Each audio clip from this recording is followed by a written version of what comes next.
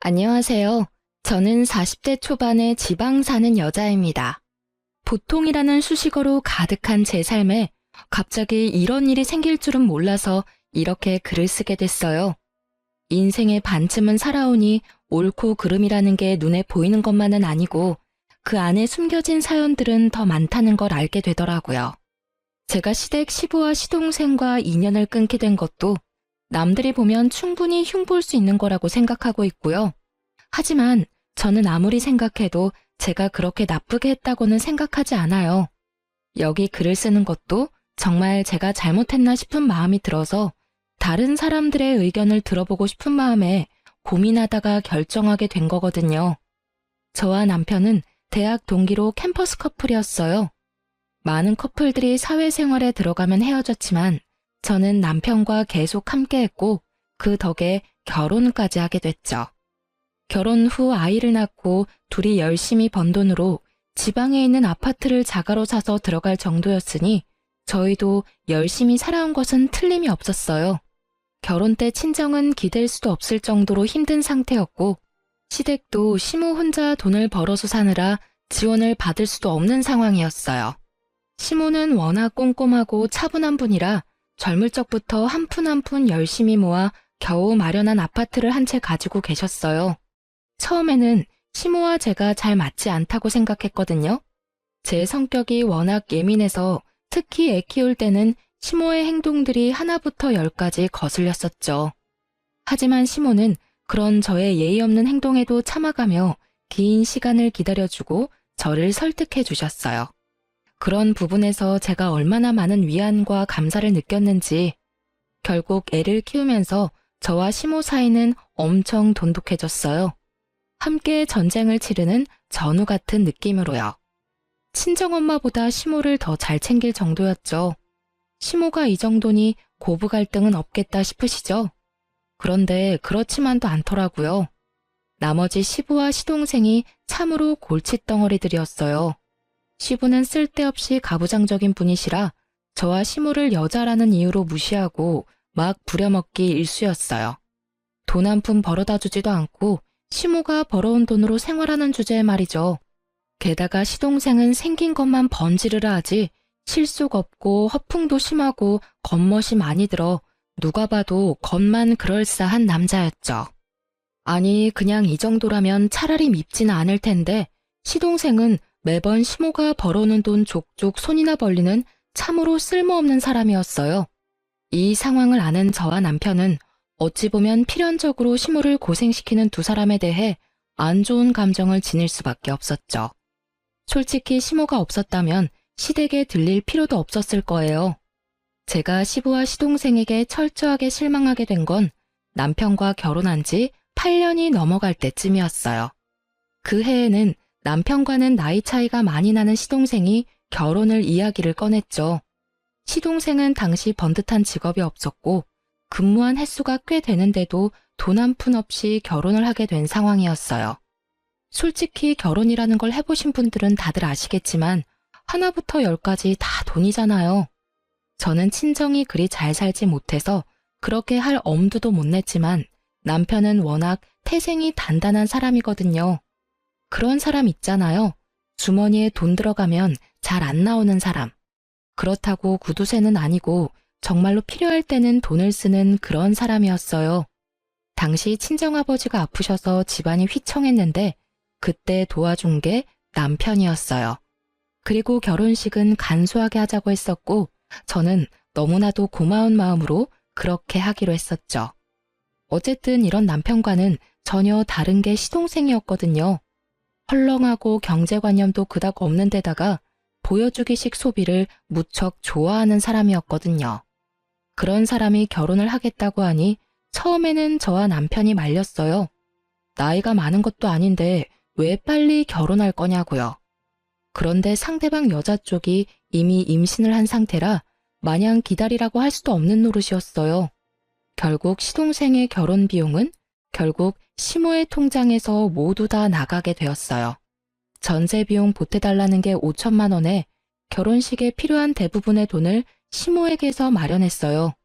거기에다 더 열받는 건 시동생 와이프 될 사람이었어요. 서로 주고받기 없기로 하자고 이미 이야기가 끝났는데도 비싼 명품백과 다이아 반지, 귀걸이 세트를 가지고 싶다고 시모에게 직접적으로 말했다고 하더라고요. 결국 그 돈까지 마련하느라 시모는 여기저기 일을 많이 다녔어요. 방판의 식당 일에 시간 날 때는 배달 일까지 진짜 온갖 일을 다 하셨거든요. 자식이 웬수라고 결국 참다 못한 저는 총대를 메고 시동생을 불렀죠. 도련님, 결혼하는 건 어쩔 수 없는데요. 좀 약소하게 치를 생각은 없어요? 저러다 어머님 힘들어서 쓰러지면 어쩌려고 그래요. 형수가 뭔데 우리 집 일에 나서요. 우리 엄마고 엄마가 자식 결혼할 때 돈 대주는 건 당연한 거 아니에요? 그 정도도 못 해주면 그게 부모냐고요. 자식 결혼할 때 왜 돈 대주는 게 당연해요? 형은 결혼할 때 어머님한테 돈 한 푼 빌린 적 없거든요. 그리고 도련님 눈에는 제가 남처럼 보여요? 당연하죠. 형이랑 결혼했다고 제 누나가 되는 건 아니잖아요. 솔직히 가족처럼 굴면서 이렇게 선 넘는 것도 진짜 불쾌하거든요. 나 참 자기가 뭐라도 되는 것 마냥 나서기는 왜 나서? 형수가 나한테 돈 줄 거 아니면 신경 쓰지 마세요. 이야기를 듣는데 뒷골이 팽팽하게 당기더라고요. 살다 이런 싸가지 없는 놈은 처음 봤거든요. 형이랑 결혼했으면 가족이지 가족이 아니라고 말하는 저 말본새부터가 아주 싹수 노란 놈이란 것만은 확신했죠. 저의 이런 참견에도 결국 시모는 과로와 스트레스로 병원 신세를 지게 됐어요. 시모는 예전에 위암을 앓은 적이 있었는데 이번에는 혈액암이 온 것 같다고 하더라고요. 청청병력 같은 소리에 남편과 저는 침울하기만 했어요. 애를 친정에 맡기고 시모의 간병을 하느라 저는 바쁘기만 했고 남편은 그런 저에게 매일 미안하다고만 했어요. 내가 어머님한테 진 마음의 빚이 있어서 이렇게 하는 것뿐이니까 그런 생각하지 말라고 했지만요. 그런데 이 와중에 시동생은 결혼 준비하느라 아주 정신이 없었어요. 아파서 일어나지도 못하는 시모에게 매번 문병 와서는 돈 이야기만 하는 시동생을 보며 한 대 쥐어받고 싶다는 생각을 할 때 시부에게서 전화가 왔어요. 넌 시어머니가 없으면 네가 와서 시아버지 밥상 차려줄 생각을 해야지. 어디서 뭘 하고 있는 거야? 배고프니까 당장 들어와서 밥 차려라. 소리를 들어보니 술 한 잔 걸쳤더라고요. 저는 시부에 대한 마음이 별로 좋질 않았어요. 시모가 예전부터 일도 하지 않고 집에서 밥만 축내는 시부를 견디기 힘들어했다는 걸 알고 있었거든요. 제 눈에는 시부도 시모가 병에 걸린 원인균처럼 보였죠. 저는 시모 간병 때문에 바쁘고 갈 생각도 없으니 시부 집 근처에 있는 도시락 가게에 전화해서 도시락을 시켰어요. 그것도 제 나름의 성의였다고 생각하거든요. 못 본 척 안 한 것도 용하다고 생각하는데 시부가 전화가 왔더라고요. 너 이딴 걸 지금 밥이라고 시켰어? 이런 맛없고 성의 없는 음식을 누가 먹어? 당장 와서 밥 차려. 네가 시모가 없으니까 시아버지 머리 꼭대기까지 올라오려고 지랄 떨지. 어디 한판 해볼래? 형수, 저도 집에 있는데 와서 저랑 여자친구 밥도 좀 차려주세요. 우리 밥도 못 먹고 배고프거든요. 우리 애도 오늘 뱃속에서 배 굶고 있을 텐데. 시부 옆에서 시동생까지 이딴 소리 짓거리니 저는 열이 받아서 알겠다고 전화를 끊고 김밥 3줄을 시켜줬어요. 안 시켜준 건 아니니 알아서들 배는 채우겠죠. 김밥 도착하고 전화가 또 오더군요. 전화를 받았더니 이번에는 시동생의 역정내는 소리가 들렸어요. 그런데 이번에는 저도 가만히 안 있었어요. 형수, 지금 사람이 몇 명인데 꼴랑 김밥 3줄이에요? 그리고 임신한 사람 있는 거 뻔히 알면서 이런 음식 해주면 기분이 좋아요? 상식이 없는 거야, 정신이 없는 거야? 뭐? 상식? 너 그리고 왜 나한테 반말이야, 이 미친 도련님아. 내가 분명 지금 정신이 없다고 말했지? 도련님이 저번에 나한테 저는 가족이 아니라면서. 그런데 밥은 왜 저한테 얻어먹으려고 지랄인데? 그리고 가족 중에 멀쩡하게 돈 잘 벌고 있는 남편 제외하고는 아무도 어머님 간병을 안 해서 아무 관계도 없는 내가 대신해서 간병 중이잖아. 그러면 도련님이 나한테 간병비 갖다 바쳐도 모자란 거지. 어딜 밥을 내놓으라 명령질이야? 아니요. 그럼 며느리가 돼서 시어머니 간병도 안 하려고 했어요? 그건 당연한 거지. 돈을 주고 말고 할 것도 없이. 아니, 뭐, 엄마가 나 때문에 병 걸린 것도 아니고 왜 갑자기 화살을 나한테 돌려요? 그럼 옆에 있는 분한테 간병하라고 하시면 되잖아.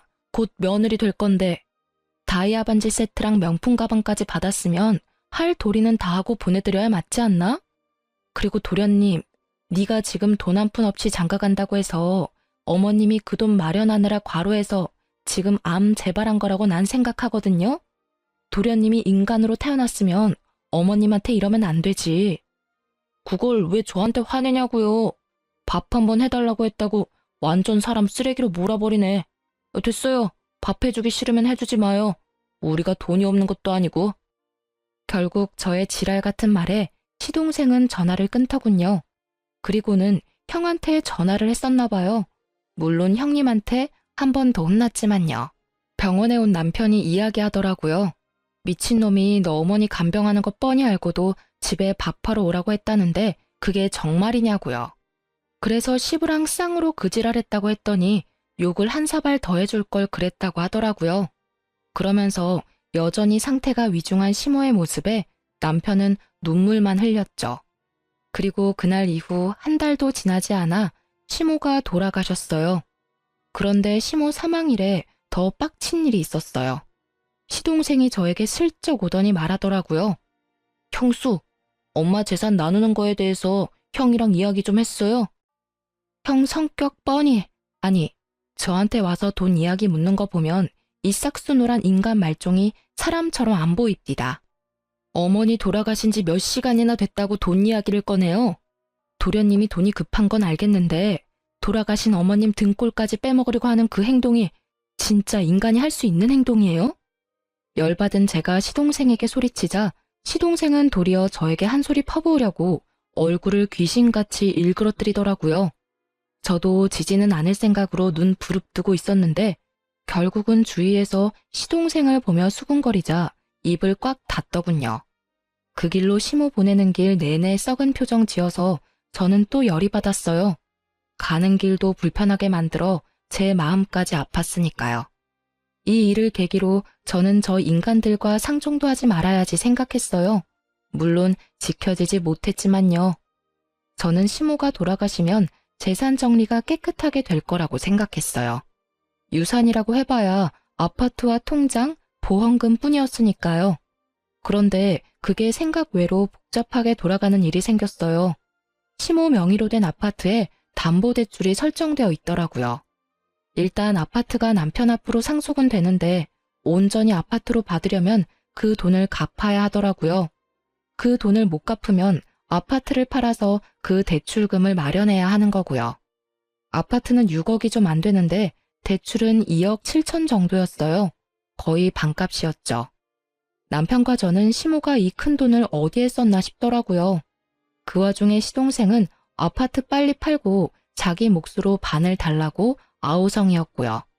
남편은 일단 그 내역이 뭔지 모르고 시모가 급히 돈이 필요해서 썼을 거라고 잠정적으로 생각하고 시동생에게 딱 절반씩 나누자고 했죠. 그런데 그때 시부가 굉장히 뺀질거리면서 나서더라고요. 나도 오랫동안 같이 살았으니 그 돈에 권리가 있는 거 아니냐? 젊은 것들이 뻔뻔하게 어른을 빼놓고 이야기하는 건 좀 아니지. 재산은 나 포함해서 셋이서 나눠야지. 시부의 그 말에 남편이 코웃음 치며 말하더라고요. 진짜 남편도 아니면서 무슨 권리로 그런 이야기를 합니까? 어머니랑 아저씨가 조금이라도 금술 좋은 부부처럼 살았다면 제가 아저씨한테 하나라도 더 챙겨드렸을지도 모르죠.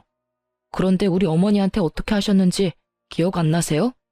일은 하나도 안 하면서 집에서 삼시세끼 밥 꼬박꼬박 얻어드셨죠? 그러면서 엄마 아플 때 병원 한 번 데려가 주지도 않고 그게 무슨 남편이냐고요.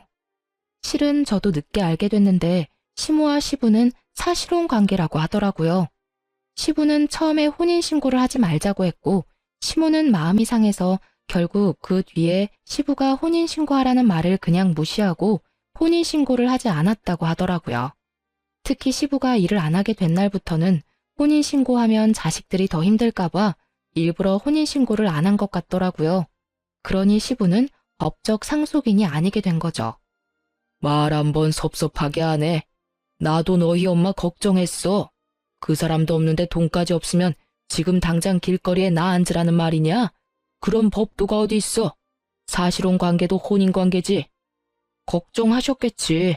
우리 엄마 없으면 이제 밥 차려줄 사람 없을 거고 이제는 그 이후로 우리 와이프 불러다가 밥 차리라 할 거 아니냐고. 저번에 어머니 아플 때도 어머니 병간호하는 와이프 불러다가 밥 차리라고 했잖아요. 내가 어이가 없어서 그 이야기 듣고 진짜 다 때려 엎으려다 참았어요. 엄마 아직 살아계셨을 때니까. 경고하는데 앞으로 재산 이야기에 나대지 마세요.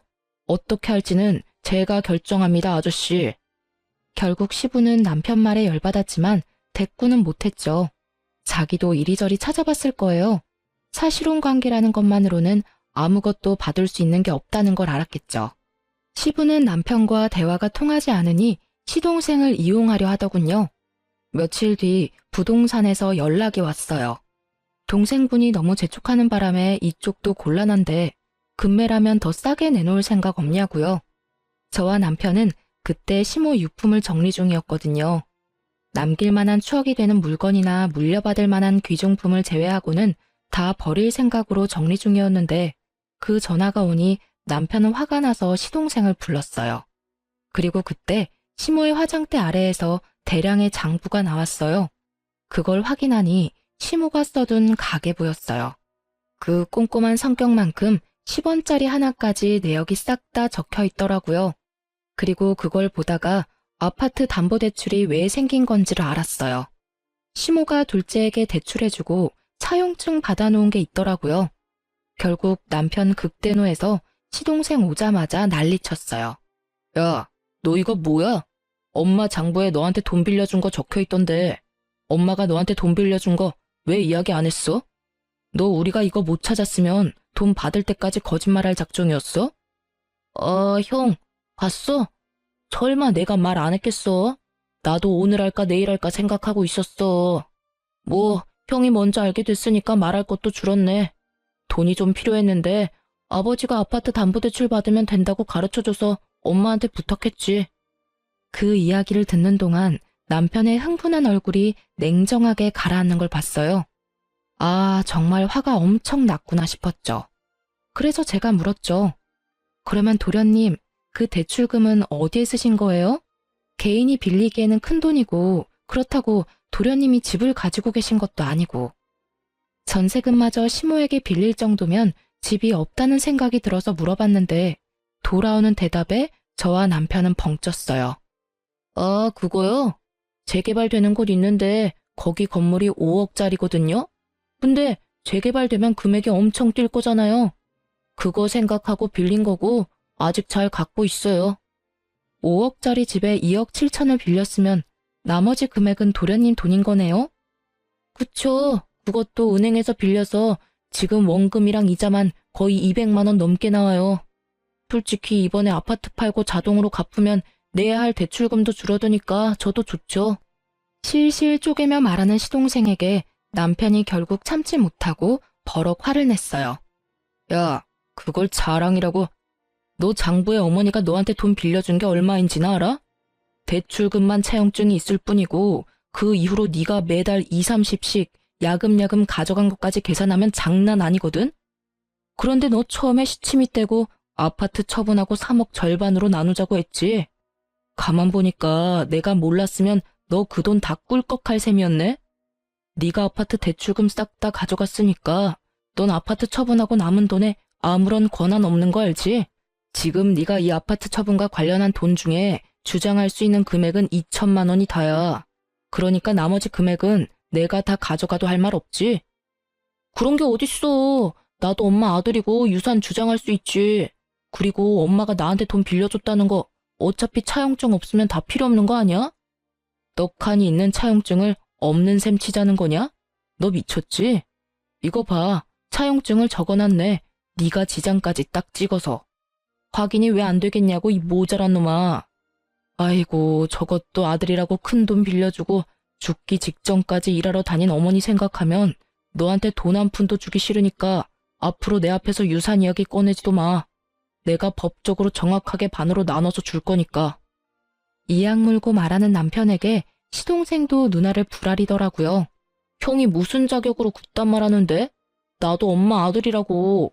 엄마가 나 얼마나 아꼈는지 몰라서 그래? 그래, 많이 아끼셨지. 막내라고 아주 오냐오냐 했더니 네가 이렇게 미친놈처럼 위아래도 모르고 똥인지 된장인지도 찍어 먹지 않으면 모를 놈으로 자랐지. 네가 언제부터 엄마 그렇게 생각했어? 여자 임신시켜가지고 결혼하는 주제에 엄마한테 전세금이며 예물비며 싹 다 받아가고는 아픈 엄마 병원에 있는 동안에도 병가는 우리 와이프한테 다 맡겨놓고 여친이랑 룰루랄라 잘 놀았더라. 아, 그러고 보니 전세금도 있네? 엄마가 전세금 빌려주기로 했다면서? 2천만 원 가져가고 나머지 3천만 원은 나한테 빌릴래? 나는 엄마랑 다르게 이자 꼬박꼬박 받을 건데 괜찮으면 그렇게 하고. 예물비는 네가 알아서 마련해. 대출금도 반으로 줄 텐데 알아서 잘할 수 있겠지. 너 앞으로 돈 이야기 내 앞에서 하면 진짜 호적 파버릴 거야. 그리고 이 집 팔리면 바로 짐 뺄 수 있도록 짐 챙겨놔. 결국 저희는 시모 물건을 챙겨 집으로 돌아왔어요. 집으로 돌아오는 차 안에서 남편이 그러더군요. 슬퍼해도 모자랄 시간에 저런 것들 상대하고 있으니 지금 자기가 뭐 하는 건지 모르겠다고요. 엄마 가는 길에 자식들끼리 싸우는 모습 보이기 싫은데 진짜 생각 없이 사는 저 사람들 때문에 죽겠다고 말이죠. 결국 남편은 결정했어요. 집안의 돈 정리, 관계 정리 싹 다 깨끗하게 해버리기로요. 그렇게 시모 사후에 남편은 법적으로 아무런 문제 없도록 하나부터 10까지 정리하기 시작했어요. 시모 앞으로 된 재산은 아파트와 생명보험금이 2억 정도 있더군요. 보험금이 있다는 걸 알게 된 시동생은 또 급하게 찾아와 남편에게 말하더라고요. 엄마 생명보험금은 나한테도 받을 자격 있잖아. 반은 줘야지. 나 요새 돈 없어서 힘들다고. 너 아파트 대출금 없어져서 이제 좀 살만하지 않냐? 그거만 없어도 대출금 절반으로 줄어들 텐데 왜 그렇게 앓는 소리야? 대출금 줄어든 대신에 전세금이랑 예물비 때문에 또 돈 빌렸어. 자기가 쪼들리니 계속 재촉하더라고요. 남편이 계속 재촉하니 어쩔 수 없이 보험을 확인했죠. 그런데 시모가 죽기 직전에 생명보험금 수익자를 법정 상속인에서 제 이름으로 바꿔놨더라고요. 저도 제 이름이 나오니 뜬금없이 깜짝 놀랐죠. 뭐가 잘못된 것 같아서 수익자가 언제 누구에 의해 변경되었는지 확인해봤거든요. 바로 시모가 본인 담당하는 보험 설계사를 직접 만나서 변경했다고 하더라고요. 어찌됐든 보험금 2억 원이 제 손에 들어오게 됐어요. 그 이야기를 들은 시동생이 완전 발광하더라고요. 이게 뭐예요? 왜 우리 엄마가 생판 남인 형수한테 보험금을 남기냐고요? 뭐 잘못된 거 아니에요? 아들이 둘이나 있는데 굳이 며느리로 할 필요도 없었잖아요. 이거 혹시 형수가 엄마 꼬셔서 수익자 변경한 거 아니냐고요? 엄마 옆에서 알랑방구 떨면서 들러붙어 있을 때부터 알아봤어야 하는데 네 형수한테 그게 무슨 말버릇이야? 어머니 보험 설계사가 네가 돈을 마구잡이로 쓰는 바람에 어머니가 직접 수익자 변경했다더라. 네가 그렇게 못 믿겠으면 내가 보험 설계사한테 전화해서 왜 수익자가 변경됐는지 물어보자. 남편은 바로 보험 설계사에게 전화했어요. 네, 안녕하세요. 수익자 변경한 것 때문에 제 동생이 의문점이 있다고 해서 연락드렸어요. 혹시 수익자 변경을 왜 했는지 지금 말씀 좀 해주시겠어요? 아, 네네. 돌아가시기 2달 전쯤 병원을 다녀오고 나서 저를 만나자고 하셨어요. 그때 수익자를 변경했어요.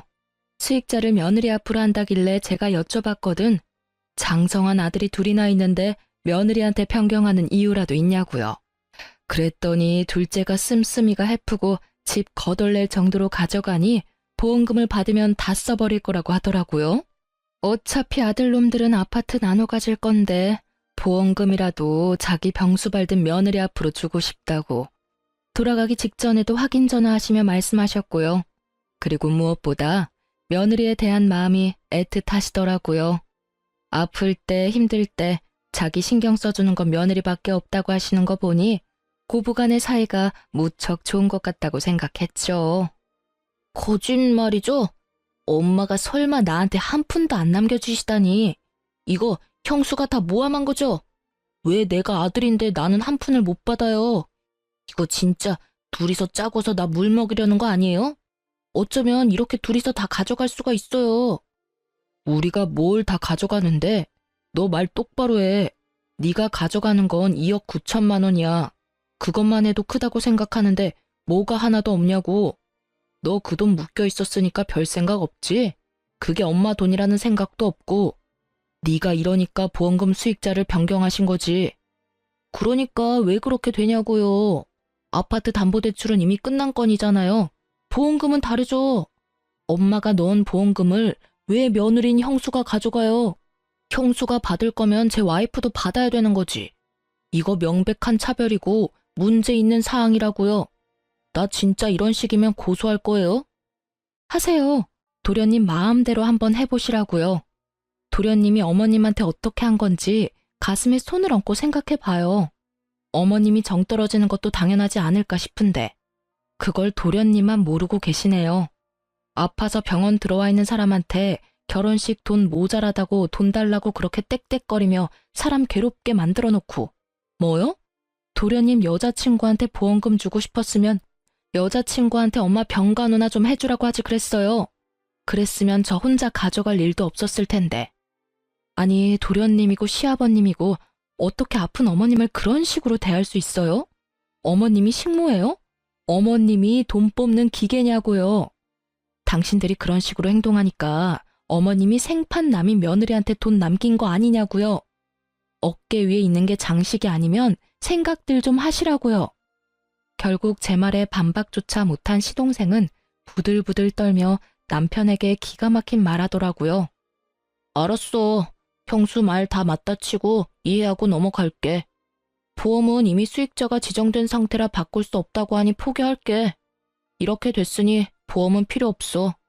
그런데 엄마 돌아가셨으니까 지금은 형이 내 보호자잖아.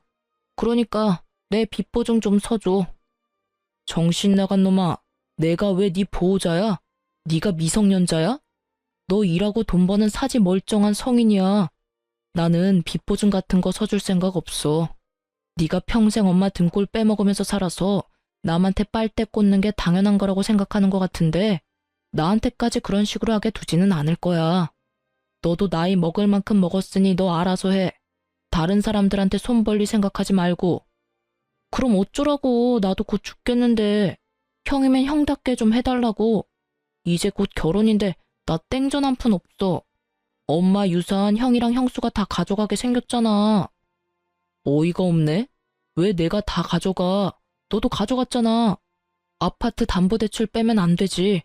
그리고 아파트 집값 떨어져서 제값 못 받으면 너한테 돈 더 받을 거니까 그렇게 알고 있어. 그리고 우리가 그때 생각하지는 못했는데 어머니 아파트 상속받으면서 내야 하는 상속세, 증여세 같은 거는 정확히 반 나눠서 낼 거니까 그렇게 알고 있어. 네가 가져갈 돈이 있으려나 모르겠네. 세금은 다 나눠서 내야 하니까. 세금 이야기까지 꺼내니 갑자기 시동생 입이 꽉 다물어지더라고요. 거기까지는 생각도 못한 것 같더라고요. 그저 자시 앞일에만 급급해가지고 어떻게든 시모의 유산을 가지고 가려던 것 같았는데 제대로 되지 않아 짜증을 냈어요. 솔직히 이쪽도 이쪽대로 화는 났죠. 어디 형한테 빚보증을 서달라는 말을 해요? 남편 같은 사람에게 그런 말은 인연 끊자고 하는 말과 다를 바가 없거든요. 결국 시동생에게는 따로 주어질 유산이 더는 없었어요. 그렇게 남편은 집 팔리기 전에 짐이나 싸서 신혼집으로 가라고 했죠. 신혼집이 제대로 계약이 됐는지는 모르겠지만요. 그리고 이 모든 이야기를 곁에서 보고 듣던 시부는 남편 말에 고개만 끄덕이고 있더라고요. 평소 같으면 소리를 치며 아버지 행세했을 사람이 웬일로 조용한 듯 있나 싶었더니 이미 집안의 실질적인 상속권자가 남편이라는 걸 알고 나서는 눈치를 보는 것 같더라고요. 혼인신고가 되어 있지 않은 사실혼 관계라면 집안에 상속받은 자식들이 정을 봐서라도 돈을 조금이라도 해주면 다행인 거고 안 해줘도 법적으로 문제될 건 없는 상황이었거든요. 그러면 나는 이제 어디서 살아야 하냐? 너희 집에 들어가서 사는 건 안 되겠지? 그럼 너희가 돈을 조금이라도 나눠주면 내가 집 하나 얻어서 조용히 살아도 되는데 말이다. 네 엄마랑 오래 산 것도 있고 그간의 정이 있으니 나한테도 어느 정도는 줘야 되지 않겠냐? 저번에도 말했지만 아저씨가 엄마랑 살면서 뭘 해주셨는데요? 저는 처음부터 엄마랑 아저씨 같이 사는 거 반대였어요. 그리고 아저씨가 엄마랑 같이 살자마자 일 그만뒀을 때는 진짜 엄마만 아니면 쫓아내고 싶었고요. 이야기해 보세요. 엄마랑 살면서 엄마한테 잘해준 거 하나라도 있으세요? 엄마가 해주는 따뜻한 밥 얻어먹으면서 잘 살았으니 앞으로는 알아서 돈 벌어서 사세요. 남한테 빌붙어서 살아보려는 생각은 하지 마시고요. 그래도 내가 너희 엄마랑 이렇게 길게 살았는데 아무것도 없이 나가면 사람들이 너를 얼마나 모질다고 욕하겠냐. 그런 소리는 안 듣도록 해야지. 저 그런 거 신경 안 쓰는 놈이거든요. 그래도 어머니랑 산 정을 봐서라도 제가 지분해드릴게요. 전세 하나 얻어드릴 건데 그 전세 계약자는 제 이름으로 할 거예요. 딱 거기까지만 해줄 거고 원룸으로 얻어줄 겁니다. 거기에 나오는 공과금은 다 아저씨가 내시고 저한테 연락 오는 순간 계약 해지하거나 종료시켜버릴 거니까 알아서 잘 내세요. 제 입장에서도 많이 양보한 거라고 생각한 건데 이것도 싫으시면 그냥 관두셔도 됩니다. 그 말에 시부가 괜히 궁시렁대더라고요. 아니, 그래도 사람 살 수 있을 정도로는 해줘야지. 그리고 너무 그렇게 빡빡하게 굴면. 싫으시면 지금 이야기하세요. 저는 어차피 아저씨도 사람들 눈도 신경 안 쓴다니까요. 그럼 하지 말까요? 아니야. 그것도 감사하게 받아야지. 그런데 나가는데 뭐 이삽이라도 좀 줘야지. 그 말에 남편이 열받아서 시부에게 소리치더라고요. 그 시간에 나가서 일자리나 알아보시라고요. 15년을 남한테 얻어먹고 사니까 이제는 아예 일도 하기 싫으세요? 아니면 이삽이 줄 테니까 집도 없던 일로 하실래요? 결국 시부는 깨갱하고는 남편에게 아무 말도 못하더라고요. 그렇게 가부장적으로 굴며 자기가 윗사람이라며 거들먹거리던 시부는 낙동강 오리알 신세가 되고 말았죠. 솔직히 이렇게 될 줄 알았어요. 처음부터 시모에게 잘해주었다면 남편은 분명히 시부를 극진히 대접해줬을 겁니다. 돈이 아무리 들어도 사이좋은 부부처럼 보이기만 했더라면, 술 먹고 매번 행패 부리고 시모를 식모처럼 부리지 않았더라면 최소한의 생계는 유지할 수 있도록 해줬겠죠. 본인 인생 지옥길에 들어선 줄도 모르고 시모 돌아가실 때까지 잘난 척 거들먹거리며 행패 부리던 시부는 결국 이렇게 인생 말년에 혼자 호래비 신세를 면치 못하게 됐어요. 게다가 그렇게 사이가 좋던 시동생도 시부를 못 본 척하는 바람에 시부는 더 괴로워하는 것 같더라고요. 자기가 뿌린 씨앗, 자기가 거둔 거죠. 결국 이때 이후로 남편은 일사천리로 상속과 관련한 일들, 시모의 사망과 관련된 일들을 모두 정리했어요. 그리고 시동생이며 시부 얼굴은 보고 싶지도 않다고 하며 이야기가 나올 때마다 치를 떨었죠. 그래도 어머니 생각이 많이 났는지 납골 땅은 자주 들르더라고요. 그렇게 조금씩 시모의 빈자리가 차츰차츰 메워질 때쯤 시동생이 매우 급한 일로 저희 집을 찾아왔더라고요. 남편이 정말 싫어하는 얼굴을 했지만 결국에는 집 안으로 들여 이야기라도 들어보자고 했어요. 형, 진짜로 좀 도와줘. 나 파산하기 일부 직전이야. 무슨 소리야? 너 아파트 처분해서 대출금 줄었잖아. 그게 아직 몇 달 지나지도 않았는데 뜬금없이 웬 파산인데? 들어봐. 내가 그때 2억 7천 주고 산 건물 기억하지? 내가 그거 진짜 정확한 정보로 산 건데 재개발 코앞에서 엎어졌어. 지금 그거 완전 허름하고 수익도 나지 않는 건물이라 사려는 사람조차 없어. 그 이야기를 듣는 남편의 미간이 찌푸려지더라고요. 이미 이야기 처음부터 남편의 심기를 건드리는 말들이 나왔거든요. 그럼 질질 끌 게 아니라 팔아야지. 헐값이라도 팔아야지. 본전 보고 판다는 생각을 하니까 대출 원금의 이자까지 아직 나가고 있는 거 아니야. 나도 그 생각했지. 팔려고 했는데 산다고 전화 온 사람들 전부 다 가격을 완전 후려쳐서 부르는 거야. 본전은 못 대도 어느 정도 선이라는 게 있잖아. 근데 반값 이하로 부른다니까? 지금 그 건물에 들어간 대출 원금보다 싸게 부르면 내가 불이익이잖아. 그래서 팔지도 못해. 근데 너 그 건물 아파트 담보대출 자동으로 갚아지면서 대출금 반은 사라지지 않았어? 근데 왜 대출금 내느라 똥줄이 빠지는데? 내는 원금이 줄었으면 100만 원 정도가 세이브 될 건데? 그거? 사실은 그 옆에 있는 건물도 재개발된다고 해서 대출 땡겨서 샀거든. 정말 작은 건물인데 쓸만한 땅이야. 그것도 재개발이 될 줄 알았는데 안 됐더라고. 그래서 그것도 팔아야 하는데 그건 더 안 나가. 그 이야기를 듣는 저와 남편은 고개를 절레절레 저었어요. 이건 뭐 스스로 자기 무덤 연락에 파고 있으니 도와줄 수가 없겠더라고요. 솔직히 그 돈이 생활비로 나가서 빌린 돈이라면 갚아줄 생각도 있었어요. 살다 보면 그런 일도 있잖아요. 애가 생기고 갑자기 가계 지출비가 늘어나는데 모아놓은 돈은 없고, 그렇게 빌렸다면 정말 저도 도와줄 생각이 있었는데 또 재개발 환상에 빠져서 쓰러져가는 건물을 샀을 줄이야. 생각지도 못한 이유에 저는 맥이 탁 풀려버렸어요. 차라리 파산하고 개인회생을 신청하는 게 본인에게는 좋은 일이 아닐까 하는 생각도 들었을 정도였죠. 형수, 제발 나 좀 도와줘요. 어차피 형수 앞으로 엄마 보험금 나왔잖아요. 그거에다 형이 받은 아파트 처분한 돈이면 넉넉하잖아요. 한 1억? 아니, 1억 5천 정도만 빌려줘요. 저 건물 팔리면 갚아줄 테니까. 제가 왜 그 돈을 갚아줘야 해요? 그리고 어머님이 남긴 피 같은 돈, 그런 곳에 쓰고 싶지도 않아요. 아니 도대체 무슨 자격으로 어머님 목숨값을 달라고 여기 와서 돈을 빌려달라고 할 수 있어요? 그리고 저는 잊지 않았어요. 도련님이 저한테 하신 말씀요. 생판 남인 저한테 가족이 아니라고 하셨죠? 도련님이 저를 가족으로 생각하지 않았으니 저도 도련님을 가족으로 생각 안 해요. 저는 어머님이랑은 달라서 도련님한테 돈 다 줘가면서 일 해결하도록 두지는 않을 거예요. 정말로 그 딱한 사정을 어떻게든 하고 싶었다면 일단 푼돈에라도 그 건물들 팔고 그 돈으로 원금 갚은 뒤에도 힘들면 찾아와야죠. 그 건물은 있는 대로 놔두고 싶고 돈은 돈대로 쪼들리니까 누군가에게 편하게 빌리고 싶고, 그런 생각하면 어디에서도 도련님 도와줄 사람 못 찾아요. 그때 일을 아직까지 마음에 두고 있었어요? 화 풀어요.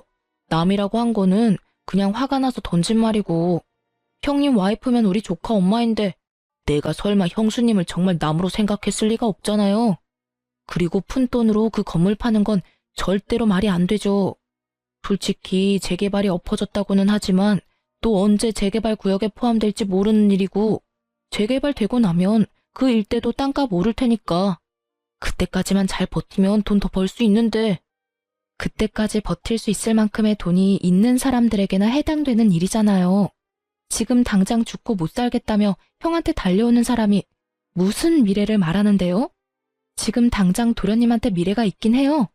그거 못 팔면 우리는 도와줄 생각 없어요. 그런 제 말에 시동생은 도리어 저와 남편을 이해가 안 된다는 표정으로 바라보더라고요. 본인만의 생각이 너무 확고해서 다른 사람 의견은 귀에 들어오지도 않는 종증이었어요. 너 이러는 거 네 와이프도 알아? 애도 곧 있으면 태어난다고 하지 않았어? 예정일이 다음 달인가 그랬던 것 같은데. 와이프는 얼마 전에 집 나갔어.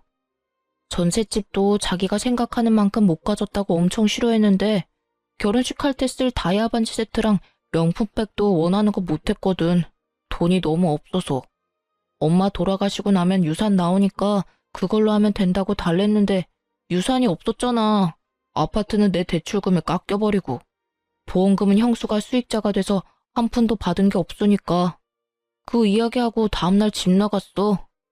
이야기를 들어보니 그 여자도 남편이 집에 돈이 좀 있다고 생각하고 시집 온 것 같더라고요.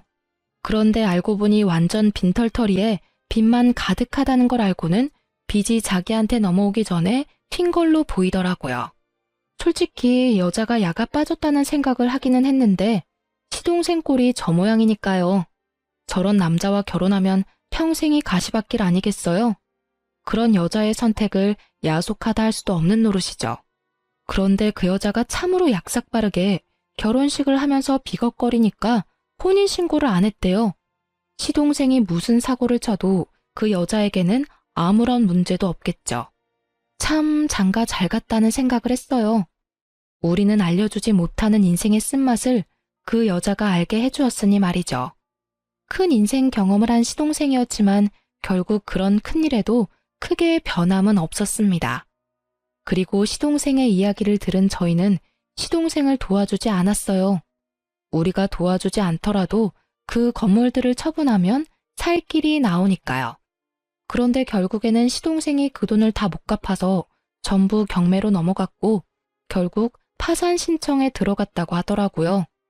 나중에 알고 보니 전세금의 카드빚까지 상당했다고 하더라고요. 그 카드빚은 거의 대부분이 그 여자에게 쓴 것들이었고요. 그런 시동생이 집까지 잃고 간 곳이 어디인지 아세요? 바로 남편 명의로 남편이 계약해준 시부의 전셋집이었답니다. 집주인이 연락 왔었거든요. 계약했을 때는 한 사람이었는데 왜 두 사람이 사냐고 말이죠. 남편은 그분 아들이니 크게 걱정 안 해도 되고 문제가 생기면 연락만 달라고 했죠. 남편이 신경 쓰여 하길래 제가 근처 한번 가서 확인해 봤거든요. 두 사람이 어떻게 지내는지. 시부는 시모 살았을 적에는 빳빳하게 다린 셔츠와 바지를 입고 동네 돌아다니며 사장 소리 들으면서 떵떵거리며 지냈거든요. 그런데 지금은 다림질은커녕 빨래도 제때 못해서 호레비 냄새 나는 몰골로 동네 돌아다니며 여기저기 돈 되는 일 받아서 하고 있더라고요. 그렇게 사이좋던 시동생은 그 집에 들어가서는 시부부터 쫓아내려고 안달이 났다고 주변에서 전하더라고요. 시부 인생도 참으로 딱했어요. 시모와 남편에게 강압적으로 굴더니 결국에는 끈떨어진 뒤움박 신세가 됐잖아요. 이래서 있을 때 잘하라는 말이 생긴 것 같아요. 저와 남편, 시모에게 조금이라도 잘해줬으면 저와 남편이 두 사람을 그렇게 보내지는 않았을 거예요. 그리고 시모도 수익자를 며느리인 저로 변경할 일도 없었겠죠. 결국은 자신들의 행동에 대한 대가를 고스란히 치르게 된 걸 보니 인과응보라는 말이 저절로 생각났어요. 스스로 열심히 지옥길 걸어가는 걸 충분히 옆에서 말렸음에도 역시나 포기하지 못하는 걸 보니 앞으로도 우리 부부와 만날 일은 없을 것 같아요. 그렇지만 시모의 마음을 생각하면 지금이라도 시동생과 시부가 제정신을 차려줬으면 싶어요. 긴 글을 쓰면서 참 많은 생각을 했어요. 특히 돌아가신 시모 생각이 가장 많이 났죠. 그분이 있었을 때 제가 해야 했었을 일들, 잘못된 걸 바로 잡기 위해 제가 할 수 있었을 일들을 생각하며 후회하게 되네요.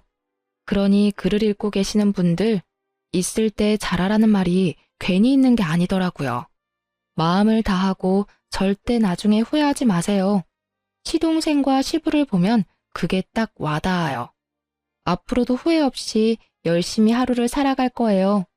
긴 글 읽어주셔서 너무나 감사합니다. 모든 이들의 앞날에 축복이 깃들기를 바라며 이 글을 마치겠습니다.